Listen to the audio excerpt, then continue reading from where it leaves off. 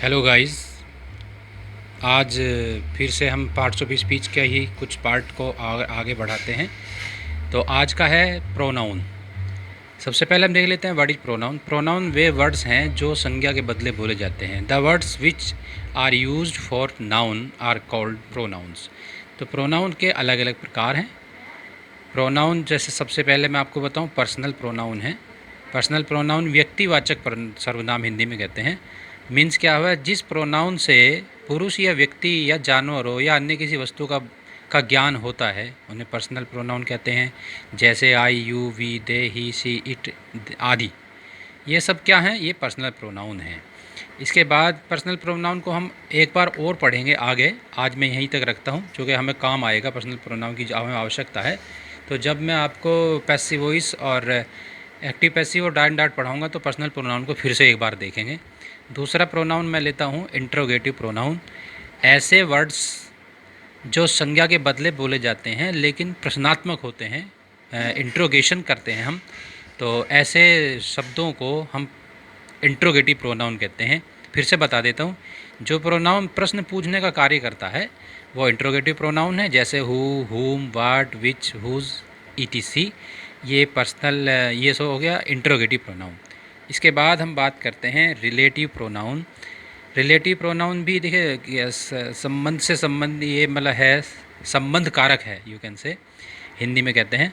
तो होता कैसे है, वे प्रोनाउन जो दो वाक्यों को जोड़ता है या जोड़ते हैं और अपने से पहले प्रयोग किए गए नाउन से किसी न किसी प्रकार का संबंध प्रकट करता है, तो हम उसको रिलेटिव प्रोनाउन कहते हैं। जैसे which, who, that, etc are the relative pronoun. अब उसके बाद में है, तो इसमें और भी डिटेल है लेकिन मैं ज़्यादा डिटेल में नहीं जा रहा हूँ। नेक्स्ट हम शुरू करते हैं। एक आपने पढ़ा अभी रिलेटिव प्रोनाउन, और इसके बाद एक प्रोनाउन आता है डिमोस्ट्रेटिव प्रोनाउन। डिमोस्ट्रेटिव प्रोनाउन का मतलब है ऐसे प्रोनाउन जो किसी संज्ञा की ओर संकेत करते हैं, डिमोस्ट्रेट करते हैं, उन्हें हम डेमोस्ट्रेटिव प्रोनाउन कहते हैं। जैसे दिस और दैट, दीज और दोज, ईटीसी, ये हैं हमारे डिमोस्ट्रेटिव प्रोनाउन। इसके बाद हमारा प्रोनाउन आता है डिस्ट्रीब्यूटिव प्रोनाउन। इससे क्या होता है मैं बता देता हूँ। जो प्रोनाउन वाक्य में प्रयोग किए गए व्यक्तियों या वस्तुओं में से प्रत्येक को सूचित करे उसे डिस्ट्रीब्यूटिव प्रोनाउन कहते हैं। जैसे आइदर और, नाइदर है, each, none, any, etc, these are distributive pronoun. इसके बाद आता है इंडेफिनिट प्रोनाउन। इंडेफिनिट प्रोनाउन किसे कहते हैं, ऐसे प्रोनाउन जो किसी निश्चित व्यक्ति या वस्तु का बोध नहीं कराता उसे इंडेफिनिट कहते हैं। जी मतलब कुछ डेफिनिट नहीं है, कुछ, जैसे हम बोलते हैं ऑल, सबके सब, तो all, some, none, few, one, others, many, nobody, etc, these are indefinite pronouns. And seventh है रिफ्लेक्सिव प्रोनाउन।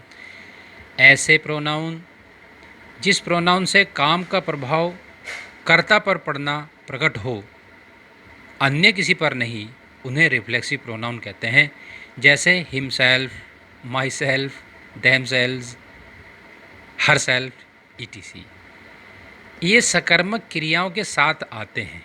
ये बात भी है, रिफ्लेक्सिव प्रोनाउन का प्रयोग ज़्यादातर सकर्मक, जो मैंने पढ़ाया था आपको, ट्रांजिटिव वर्ब के साथ इसका यूज होता है। And last one is emphatic, अच्छा एर्थ है एम्फेटिक प्रोनाउन। एम्फेटिक प्रोनाउन बना है एम्फेसिस से, जहाँ किसी बात पर जोर लगा करके बात बताई जाए। फिर से बता देता हूँ, जिस प्रोनाउन का प्रयोग जोर डालने के लिए हो ऐसे को एम्फेटिक प्रोनाउन कहते हैं। हिंदी में कहते हैं दृढ़ता सूचक। ये भी हर सेल्फ, माई सेल्फ जैसे हैं, लेकिन इनका प्रयोग ठीक उसी प्रोनाउन के साथ होता है या नाउन के साथ होता है जैसे जिससे पर जोर डाल करके बोलते हैं। जैसे I myself will do it, ऐसे बोलते हैं हम, तो इसमें एक थोड़ा सा दृढ़ता का भाव है, इसलिए इनको हम एम्फेटिक प्रोनाउंस कहते हैं। And ninth is reciprocal pronoun. Reciprocal pronoun कैसे होते हैं, जैसे ईच, अदर, वन अनदर, एक साथ मिलकर के जो काम करते हैं, रेसिप्रोक करते हैं, एक दूसरे का पूर्ति करने वाले प्रोनाउन जो होते हैं उनको रेसिप्रोकल प्रोनाउन कहते हैं। और ये दो शब्दों से ज़्यादातर मिलकर बने हैं, जैसे वन अनदर, ईच अदर आदि। And the 10th is exclamatory pronoun. Exclamatory pronoun का मतलब भी है विस्मयबोधक, हिंदी में कहते हैं। ये इस ऐसे में वाक्यों में विस्मय पैदा करने के लिए जो शब्द यूज किए जाते हैं उन्हें हम एक्सक्लेमेटरी प्रोनाउन कहते हैं। इसमें ज़्यादातर एक ही शब्द प्रयोग होता है व्हाट। जैसे what you went there, what he is a thief. तो these are the types of pronoun and I think you can understand easily the pronouns. बहुत बड़ा सब्जेक्ट है, कोई भी विषय हो बहुत बड़ा होता है सब्जेक्ट, लेकिन फिर भी मैं छोटा छोटा करके आपको धीरे धीरे बताने का प्रयास कर रहा हूँ। तो ये हुआ आपका प्रोनाउन।